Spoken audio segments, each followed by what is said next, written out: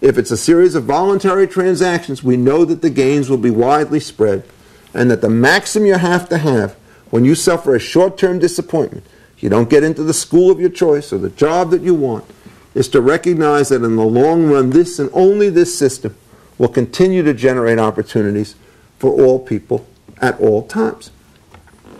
Now, what is it that makes a successful group once you've decided that you would like to be able to put it together?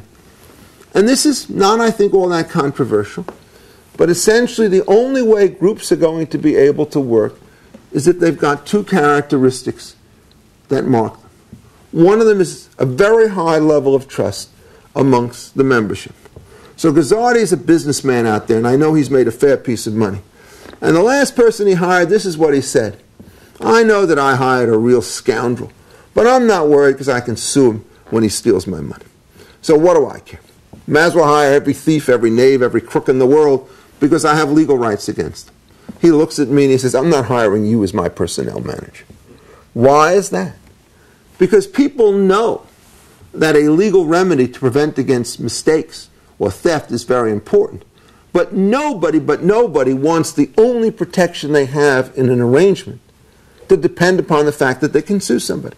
I've lived over 303 years now. I've never sued anybody for anything. And I hope never to. Actually, I did once, and it was fully justified, but we forget that. Essentially, what you do is you try to get relationships on the basis of trust.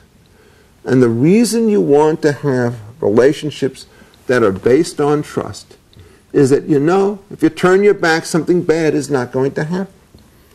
Well, that means that in order to have those trust relationships, you've got to be able to pick the people whom you deal with, and you have to be able to train them in a way that you think to be appropriate. And on the other side, you've got to pick a firm that you're comfortable with, and you have to like its basic philosophy and orientation. Too many people, when they start talking about markets, talk about them as though they're greedy transactions between two individuals, each of whom in his own self-interest is out to rip off the other for all that they can get. No successful organization survives that way. Every organization of which I have been a part that has functioned has done so because the members like and trust one another, and that gives them a cushion so that when something bad happens, they don't all disintegrate into some kind of a melee. There is a very simple maxim that follows from that, which the anti-discrimination laws do not respect, which is if you can't pick the people who are part of your organization, you cannot choose or create the acceptable level of trust. In some cases, you then have to take the corollary with respect to this particular situation. And that is, when you start to choose these groups, you must remember that their members are going to have certain commonalities in order for them to succeed. And so, for example, if you're thinking about trying to organize a chess club, it would not be very wise to say, only people who have no interest in chess can become members of this particular organization. What you'll have to do is try to get people who share a common aspiration.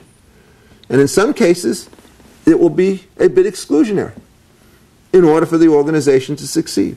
A woman's club will not work if it has men. My wife is a member of a book group and she won't allow a man in it. I can't imagine why. And then on the other hand, when I play basketball, we don't have any women in our group. I can't imagine why. That we discover, in effect, right across the board, up and down, that all of us enter into multiple associations with the common objective, some of which discriminate on the grounds of sex, some of which discriminate on the grounds of religion, some of which may, as far as I know, discriminate on the grounds of race. And we do that, in some cases, because unless we have this particular kind of common mission, what we cannot do is to create the kind of trust that we need. So that when you start to think about the way in which organizations work, the power of selection is absolutely necessary in order to figure out whom you pick, why they trust you, and why it is that you have something in common. And once you do that, it becomes easier to manage the way in which these organizations run. So, for example, if you're somebody who wants to run a firm and you have a strong belief that a certain form of Christianity is appropriate to the firm, and you want to have morning prayer sessions on employer time, it's very hard to do that with a polyglot membership. And so you may decide to hire in one way. On the other hand, there are going to be forces that push it against you. And if it turns out you need to have representatives to reach other communities, you may say that this is going to be a very high price to pay, and you may develop rules in which some people go to prayer sessions and others stay out. The point that one's trying to make about this is once you start to tell firms that they have to worry about their common culture and their profitability, they're going to have all the right incentives to figure out how it is they decide what kinds of practices the organization should use. And one of the most difficult things that everybody has ever encountered is you work in a successful group, you have all sorts of strange compromises, and when you try to explain to people outside your group why you're doing this, they simply can't understand how it is that you do business in your way. Well, if you can't explain it to a friend over dinner, think how difficult it is to explain it to a judge when it turns out that you have a hostile lawyer who's trying to badger you about every decision that you've made on employment over the last 15 years, which is what can happen in an anti-discrimination suit. Now, in dealing with this particular issue, there is the following iron, which is if you look around America today, what you discover is what Sandra Day O'Connor discovered when she worried about the affirmative action question in the recent decision involving the University of Michigan.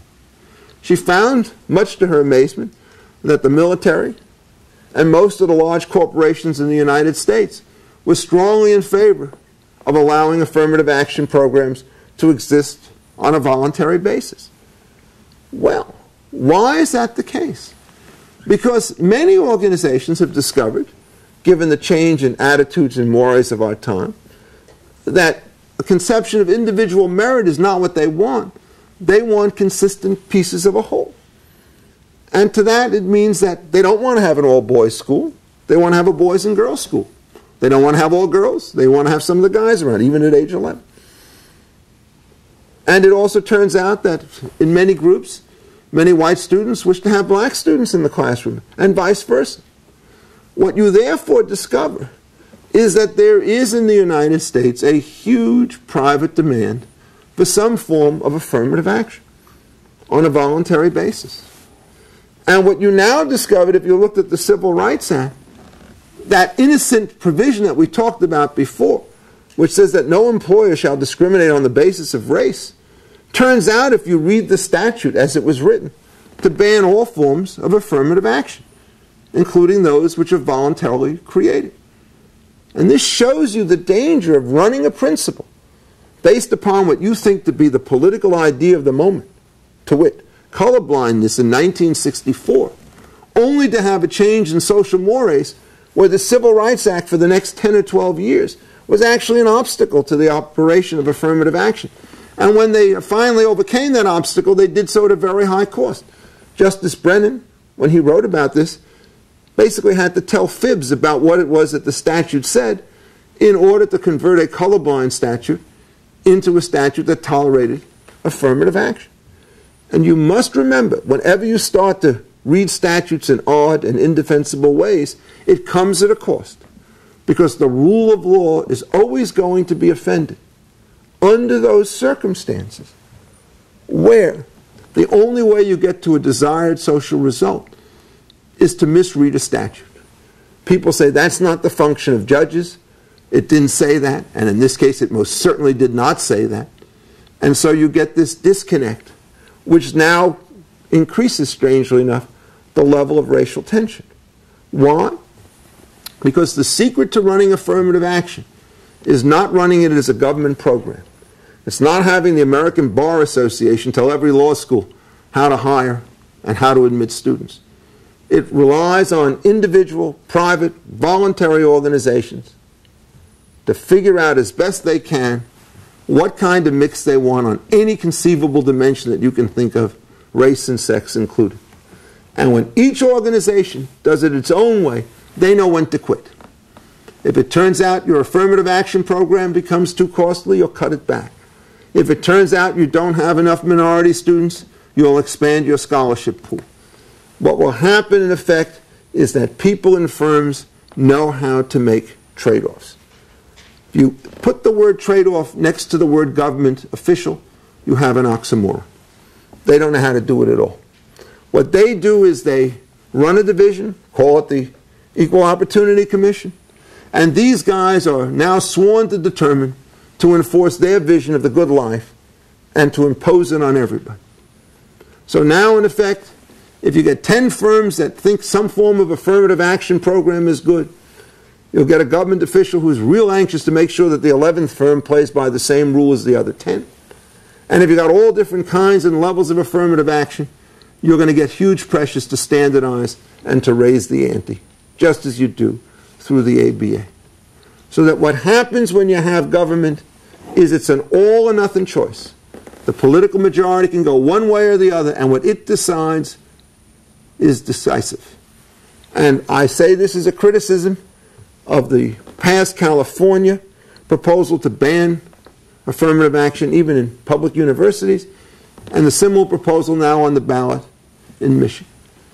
Much better to let each individual university decide how it wants to run its own life relative to the mores of the time than to have the legislatures either requiring or prohibiting various forms of affirmative action.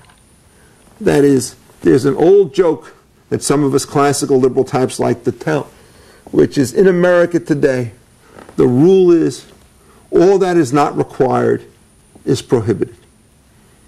And you just cannot run a sensible society in which you either must or cannot do certain activities. This is a classic case in which the instincts in favor of decentralized choice will certainly be much more successful than the case of government domination.